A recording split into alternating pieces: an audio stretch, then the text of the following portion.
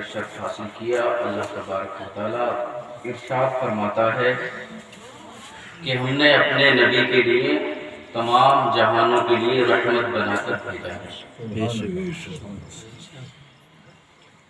بعد نماز عشاء سے لے کر اب تک آپ حضرات نے تقریر ناشریف سماعت کی، اور یہ ہماری دادی مرحومہ مغفورہ کے تعلق سے محفل میلاد منعقد کی گئی۔ اللہ تبارک و تعالیٰ ان کی مغفرت فرمائے، اور بھائی زید رضا اور ہمارے چاچا جان کی کاوشوں اور محنتوں کو اپنی بارگاہ میں قبول فرمائے۔ پیارے بھائیوں، اللہ تبارک و تعالیٰ نے اپنے نبی کریم صلی اللہ علیہ وسلم کے لیے سارے عالمین کے لیے رحمت بنا کر بھیجا، اور دوسری جگہ اپنے نبی کی شان میں ارشاد فرماتا ہے وَإِنَّكَ لَعَلَىٰ خُلُقٍ عَظِيمٍ، کہ میرے محبوب آپ خلق عظیم کے مالک ہیں، یعنی آپ صاحب اخلاق ہیں۔ اللہ کے رسول صلی اللہ علیہ وسلم،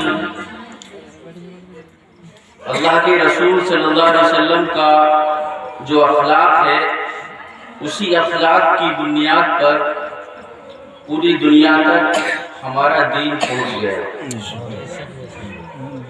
اگر آپ کی اخلاق میں نرمی نہ ہوتی تو ہمارا مذہب پوری دنیا تک نہیں پہنچتا۔ جیسے دنیا میں دو سب سے بڑی جنگیں ہوئی ہیں، جسے جنگ عظیم کہا جاتا ہے، تو آج کل دنیا یہ الزام لگاتی ہے، یہ کہتی ہے کہ مسلمانوں کے جو نبی ہیں انہوں نے اسلام پھیلانے کے لیے بہت سارے لوگوں کو قتل کروا دیا۔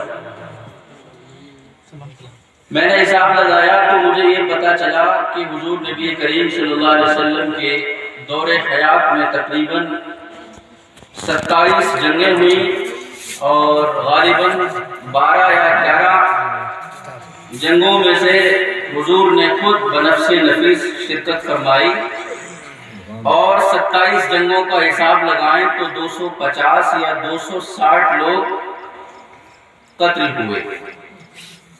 صرف اتنے لوگوں کے قتل ہونے کے بعد مذہب اسلام پوری دنیا تک پہنچ گیا۔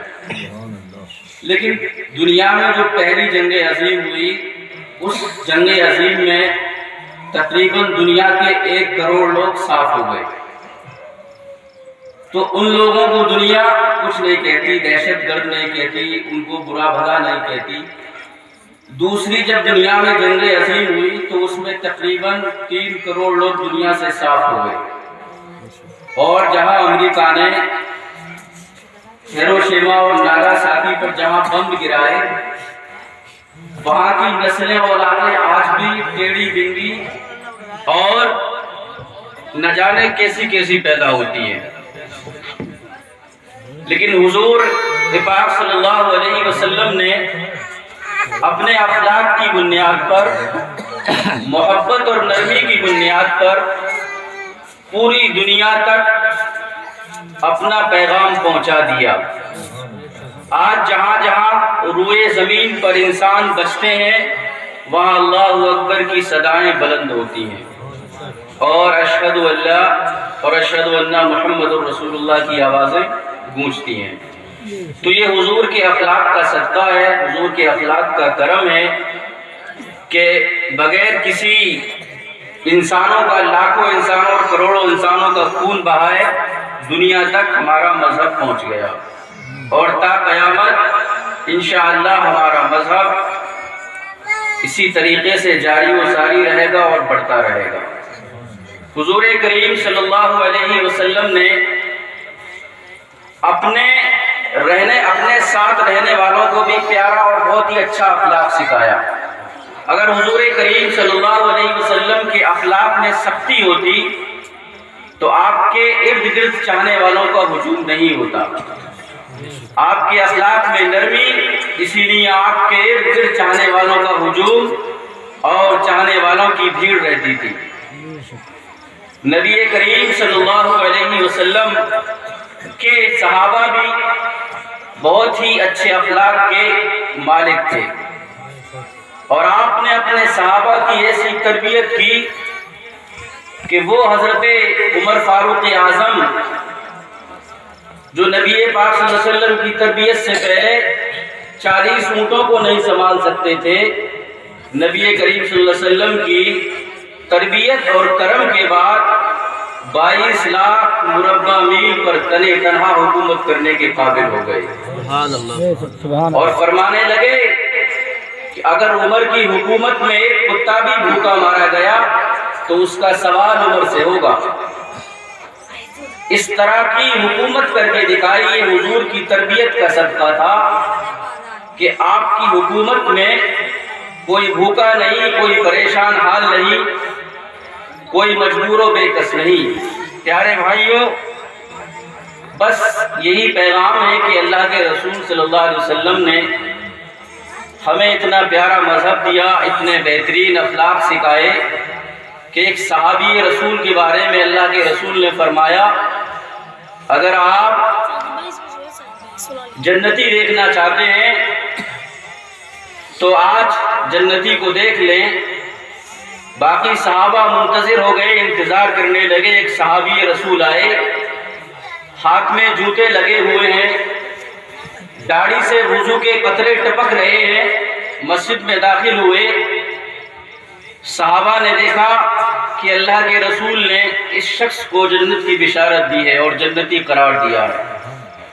دوسرے دن پھر میرے نبی نے ارشاد فرمایا کہ کسی کو جنتی دیکھنا ہو تو فلاں دروازے سے جنتی داخل ہو رہا ہے، دیکھ لیں۔ حالت وہی، ہاتھوں میں جوتے لگے ہوئے ہیں، داڑھی سے وضو کے قطرات ٹپک رہے ہیں۔ تیسرے دن بھی یہی فرمایا حضور نے، 3 دن لگاتار یہی فرماتے رہے، وہی صحابی رسول مسجد کے دروازے سے داخل ہوتے رہے۔ ان صحابہ میں ایک صحابی رسول ایک ایسے تھے جو اتنی عبادت کرتے تھے، قائم اللیل تھے، صائم الدہر تھے، زمانے بھر انہوں نے روزے رکھے اور راتوں کو عبادتیں کی۔ تو وہ ایک دن سوچنے لگے کہ اللہ کے رسول صلی اللہ علیہ وسلم نے مجھے جنت کی بشارت نہیں دی، ان میں کون سی ایسی خاص بات ہے کہ اللہ کے رسول صلی اللہ علیہ وسلم نے انہیں جنتی قرار دے دیا۔ تو وہ اس جستجو میں تھے کہ میں جا کر ان کے گھر دیکھوں یہ کس طرح کی عبادت کرتے ہیں۔ عمر میں ان سے کم تھے، پہنچ گئے اور کہنے لگے کہ میں آپ کے گھر چند دن کے لیے مہمان بن کر آیا ہوں اور آپ کے گھر رہنا چاہتا ہوں۔ مقصد صرف یہی تھا کہ میں یہ جان سکوں کہ وہ کون سی عبادت کرتے ہیں جس کی بنیاد پر اللہ کے رسول صلی اللہ علیہ وسلم نے انہیں جنتی قرار دیا ہے۔ رات کو سونے کا وقت آیا تو یہ جو گئے تھے انہیں دیکھنے کے لیے بستر پر لیٹے اور چادر اوڑھ لی۔ اوڑھنے کے بعد ہلکی سی چادر چہرے سے ہٹائی اور دیکھنے لگے اونٹ سے کہ اب میں دیکھوں گا کہ یہ مصلی بچھا کر کون سی عبادت کریں گے۔ لیکن وہ صحابی رسول انہوں نے بھی بستر لگایا، آرام سے لیٹ گئے، اور جب صبح فجر کی نماز کا وقت ہوا نیند سے بیدار ہوئے، فجر کی نماز ادا کی۔ حیرانگی کا عالم اور بڑھ گیا کہ انہوں نے نہ کوئی عبادت کی نہ کوئی تلاوت کی، اللہ کے رسول صلی اللہ علیہ وسلم نے انہیں جنت کی بشارت کیسے دے دی؟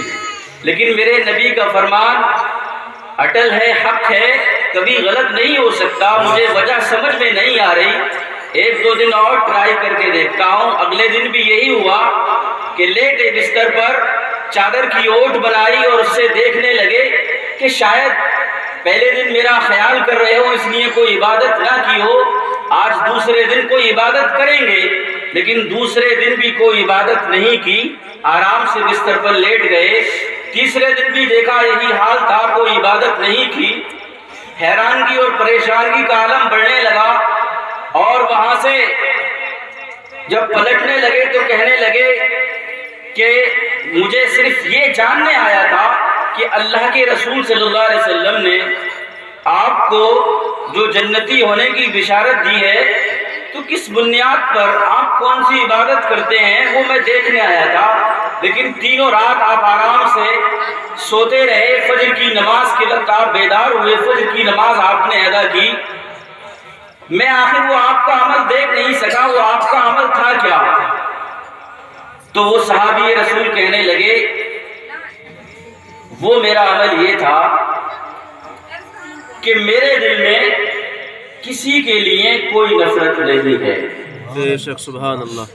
تو وہ صحابی رسول ایک دم چونک گئے اور کہنے لگے واقعی میں یہی آپ کا عمل تھا جس کی بنیاد پر اللہ کے رسول نے آپ کو جنت کی بشارت دی۔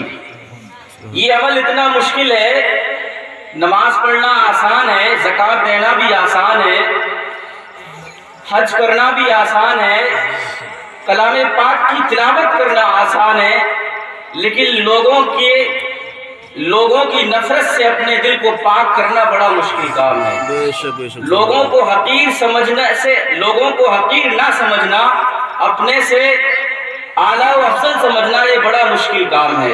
ہر انسان دوسرے کو کمتر سمجھتا ہے، دوسرے کو اپنے سے ادنا سمجھتا ہے، اسی لیے اس حدیث پاک پہ اگر ہم اور آپ عمل کر لیں اور ایک دوسرے کی نفرتیں ختم کر دیں تو انشاءاللہ ہمارے سماج کی نہ جانے کتنی برائیاں ختم ہو جائیں گی۔ بے شک۔ پیارے بھائیوں، اللہ کے رسول صلی اللہ علیہ وسلم نے آپ کے اپنے صحابہ کی اس طرح تربیت فرمائی کہ اگر ہم اس پر عمل کر لیں تو انشاءاللہ ہماری زندگی سمر جائے گی اور ہماری آخرت بھی سمر جائے گی۔ اللہ تبارک و تعالی ہم سب کو کہنے سننے سے زیادہ عمل کرنے کی توفیق عطا فرمائے۔ استغفر اللہ تعالی ربی من کل ذنب و خطیئۃ و اتوب الیہ۔